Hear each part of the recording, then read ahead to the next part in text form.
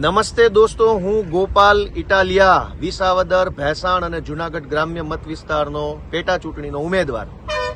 ગુજરાતમાં થોડાક સમય પહેલા ભાજપની સરકારે ભાજપની વાહવાહી કરતા હોય, ભાજપની ચાપલુસી કરતા હોય, ભાજપનો પ્રચાર કરતા હોય ખુલ્લેઆમ, એવા કેટલાક સરકારી કલાકારોને વિધાનસભામાં બોલાવી અને ભાજપનો પ્રચાર કરાવવાનું કામ કર્યું હતું. આ સરકારી કલાકારોને બોલાવી અને પ્રચાર કરાવવાની કોશિશ કરી, તેનાથી વિક્રમભાઈ ઠાકોર નારાજ થયા. એમણે પ્રેસ કોન્ફરન્સ કરી, અવાજ ઉઠાવ્યો અને એણે એક વ્યાજબી માંગણી રજૂ કરી કે માત્ર સરકારી કલાકારો જ કેમ, સમાજના તમામ વર્ગના કલાકારોને વિધાનસભામાં માન સન્માન આપવું જોઈએ. વિક્રમભાઈ ઠાકોરની આ માંગણી પછી ભાજપની સરકાર ઉપર દબાણ આવ્યું, પ્રેશર આવ્યું અને ત્યાર પછી એણે અલગ અલગ કલાકારોને વિધાનસભામાં બોલાવી સન્માન આપવાનું કાર્યક્રમ ચાલુ કર્યો. લોક કલાકારો વિધાનસભામાં આવે, ગુજરાતની વિધાનસભાને જોવે, જાણે, એ તો સારી બાબત છે. એમનું સન્માન થાય, એમની કલાનું સન્માન થાય, એ ઉત્તમ બાબત છે.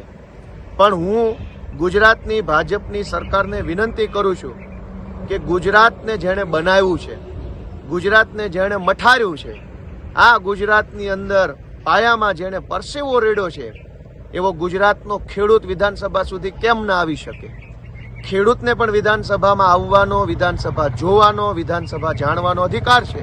અને એટલે હું ગુજરાતની ભાજપની સરકારને વિનંતી કરું છું કે વિસાવદર ભેસાણ પંથકના જે કંઈ પણ પ્રગતિશીલ ખેડૂતો છે, જે કંઈ ખેડૂતો છે, એ તમામને ગુજરાતની વિધાનસભામાં આમંત્રણ આપવામાં આવે, એમનું માન સન્માન કરવામાં આવે, ધરતીપુત્રોને ગુજરાતની વિધાનસભામાં સન્માનિત કરવામાં આવે એવી માંગણી કરું છું. જો કલાકારો વિધાનસભામાં જઈ શકતા હોય, સરકારી કલાકારો વિધાનસભામાં જઈ શકતા હોય, તો ગુજરાતના પાયામાં પરસેવો રેડનાર ખેડૂત કેમ ન જઈ શકે?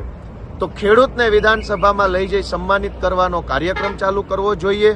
અને ભાજપની સરકારે આ કાર્યક્રમની શરૂઆત વિસાવદર ભેસાણ પંથકના ખેડૂતોથી કરવી જોઈએ એવી હું માંગણી મૂકું છું. મને આશા છે કે ગુજરાતની ભાજપની સરકાર વિસાવદર ભેસાણ પંથકના ખેડૂતોને વિધાનસભામાં બોલાવી સન્માનિત કરશે અને ખેડૂતોને, ગુજરાતના પ્રતિનિધિને, કેમ કે ખેતી આધારિત આપણે ભારત દેશનો પ્રતિનિધિ ખેડૂત વિધાનસભામાં જો જશે, જોશે, જાણશે, તો એને પણ આ ગુજરાતની વિધાનસભા પોતીકી લાગશે.